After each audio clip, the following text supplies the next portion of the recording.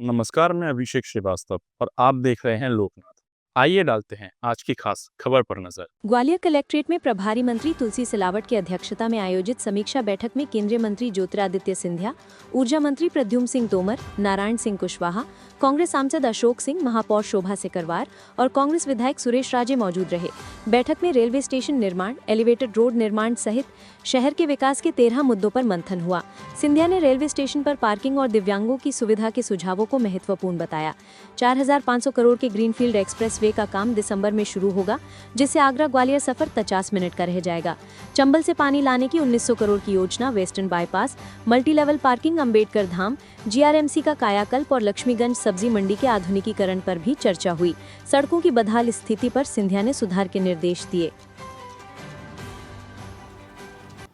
8वीं योजना है बाड़े की गवर्नमेंट प्रेस, जो 82% तैयार हो चुकी है और ये अक्टूबर के माह में पूर्ण रूप से तैयार हो जाएगी और फिर हम इसका उद्घाटन भी हम लोग कर पाएंगे। इसी के साथ वो अंडरपास, 1000 बिस्तर अस्पताल का अंडरपास के बीच में चर्चा हुई और हम लोग ने सब ने संयुक्त रूप से इसका कार्य जल्दी शुरू होना चाहिए, इसका संयुक्त रूप से हमने प्रस्ताव भी दे दिया है।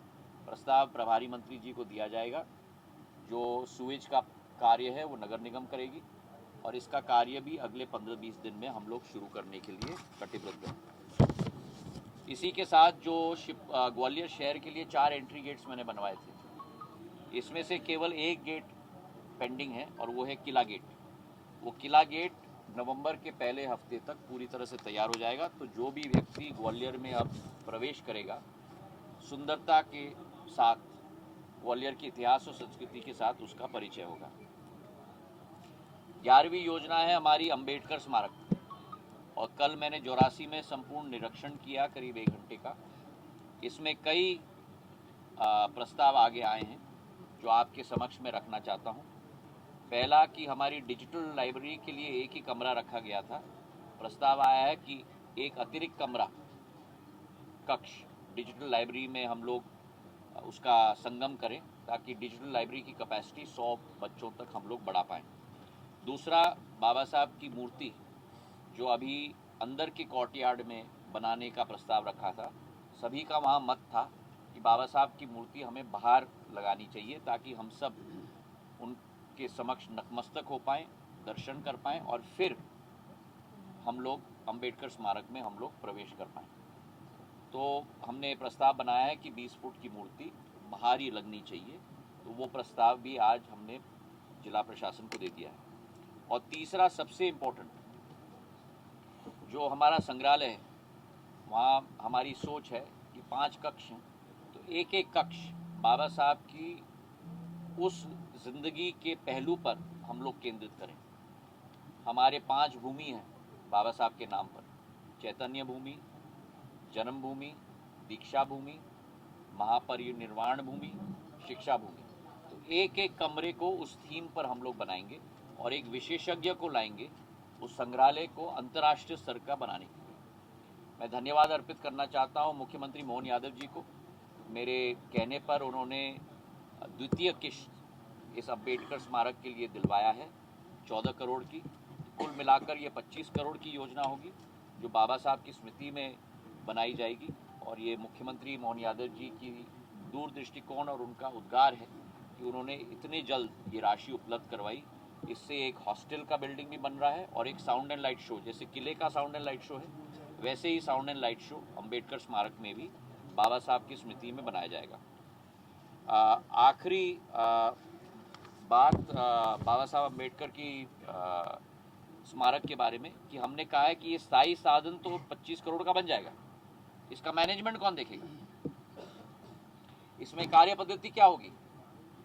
तो मध्य प्रदेश सरकार या भारत सरकार की एक एजेंसी को हम ये दें, वहाँ क्लासेस चलनी चाहिए, करिकुलम होना चाहिए।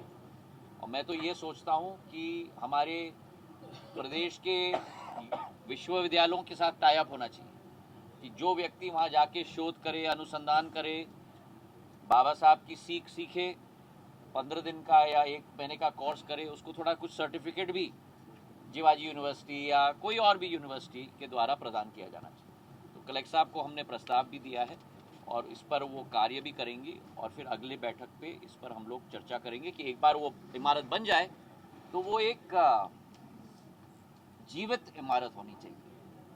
ये नहीं कि संग्रहालय आपने बना दिया, मतलब वहाँ लोगों को जाना चाहिए, सीखना चाहिए बाबा साहब के बारे में, उनके सिद्धांतों के बारे में, उसके आधार पर ज्ञान भी ग्रहण करना चाहिए।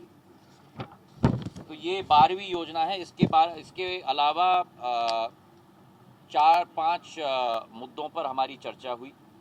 एक तो गजराजे मेडिकल कॉलेज जो सिंधिया परिवार के द्वारा स्थापित एक स्तंभ है ग्वालियर के लिए, इसके आधुनिकीकरण के लिए मुख्यमंत्री जी का इतना बड़ा दिल और इतना उद्गार रहा है कि उन्होंने एक 800 करोड़ से 1000 करोड़ की निधि इसकी आधुनिकीकरण और आधुनिकीकरण के लिए बनाई है। प्रभारी मंत्री जी इसको लीड कर रहे हैं नारायण सिंह जी के साथ और प्रद्युम्न सिंह जी के साथ, और इस पे भी आपके सामने एक प्रेजेंटेशन अगले बार हम लोग करेंगे। इसी के साथ ISBT पर भी हमारी चर्चा हुई कि इसका इनॉग्रेशन तो हो गया है, अब वहाँ बसेस कब जाएंगी। तो 1 अक्टूबर को डिविजनल कमिश्नर के द्वारा सुनवाई होगी बस परमिट देने के लिए, और नवंबर के पहले हफ्ते तक मुरैना और भिंड के बसेस को हम लोग वहाँ पूर्ण रूप से स्थापित करने का कार्य करेंगे। तो मुरैना और भिंड के बसेस वहीं से जाएंगी। और आखिरी बात जो नारायण सिंह जी ने उठाई थी सब्ज़ी मंडी की, उस पर भी हम लोग चर्चा कर रहे हैं कि सब्ज़ी मंडी को हम लोग किस तरीके से आधुनिक बनाएं और कहाँ हम लोग बनाएं, इस पर भी हमारी चर्चा हुई है। और आखिरी बात रोड्स की, क्योंकि सड़कों की स्थिति वाकई में बदहल है और धूल, मैं कल नारायण सिंह जी के साथ मैं प्रवास पे गया था, एक कोने में है। तो हमने इस पर करीब आधा घंटा चर्चा की है और प्रभारी मंत्री जी ने भी इस मुद्दे को उठाया है और ऊर्जा मंत्री जी ने भी, और हमने ये निर्देश दिए हैं कि अगली बैठक में ग्वालियर शहर की सभी रोड्स की वर्तमान स्थिति का जायज़ा लेके 3 रंगों में, लाल मतलब बदतर हालत, पीला मतलब जो वर्षा ऋतु के आधार पर थोड़े गड्ढे वड्ढे हो जाते हैं उनकी मरम्मत, और हरा मतलब टिप टॉप कंडीशन। पूरा नक्शा बनना चाहिए पूरे शहर का। और लाल और पीले श्रेणी के रोडों को दो हिस्सों में बांटना है। एक जहां सुएज और पानी की पाइपलाइन की प्रॉब्लम है जिसकी वजह से वहां कठिनाई है, और दूसरा जहां सुएज और पानी की पाइपलाइन की प्रॉब्लम नहीं है लेकिन फिर भी बदतर हालत है। तो तीव्र गति पर द्वितीय श्रेणी पर हम लोग जल्द से जल्द कार्य कर सकते हैं। और उसी के साथ लाल और पीले श्रेणी के लिए कितने सड़कों के लिए राशि उपलब्ध कराई जा चुकी है मध्य प्रदेश सरकार के द्वारा, नगर निगम के द्वारा, और बाकी रोड्स के लिए अनुमानित कितनी राशि की ज़रूरत है। तो ये डिटेल्ड प्रेजेंटेशन होगा अगली बैठक में, जिसके आधार पर हम लोग आगे की रूपरेखा बनाएंगे।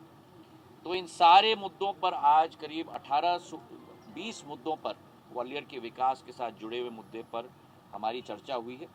बहुत सार्थक, जैसे मैंने कहा, सकारात्मक चर्चा, हल निकालने की चर्चा, और आगे जाकर शेजवलकर साहब, शोभा सिकरवार जी, मनोज तोमर जी, ऊर्जा मंत्री जी, नारायण सिंह जी, तुलसी सिलावट जी, सब लोग इन 4-5 मुद्दों पर बैठकर आगे की रूपरेखा बनाएंगे, जिसके आधार पर इन 4-5 महत्वाकांक्षी योजना, चंबल की पानी, एलिवेटेड रोड, सड़कों की स्थिति और सुएज, ग्वालियर में सुएज का प्रॉब्लम का प्रेजेंटेशन, इन चारों पर हम लोग जड़ तक जाकर इसका समाधान निकालकर ग्वालियर की जनता को राष्ट्रीय स्तर की अधोसंरचना प्रदान करने की पूरी कोशिश करेंगे। ऐसे ही वीडियोस को देखने के लिए आप लोकनाथ के YouTube चैनल को सब्सक्राइब करें। साथ ही लोकनाथ के अन्य सोशल मीडिया हैंडल्स जैसे कि फेसबुक और इंस्टाग्राम को भी आप फॉलो कर सकते हैं।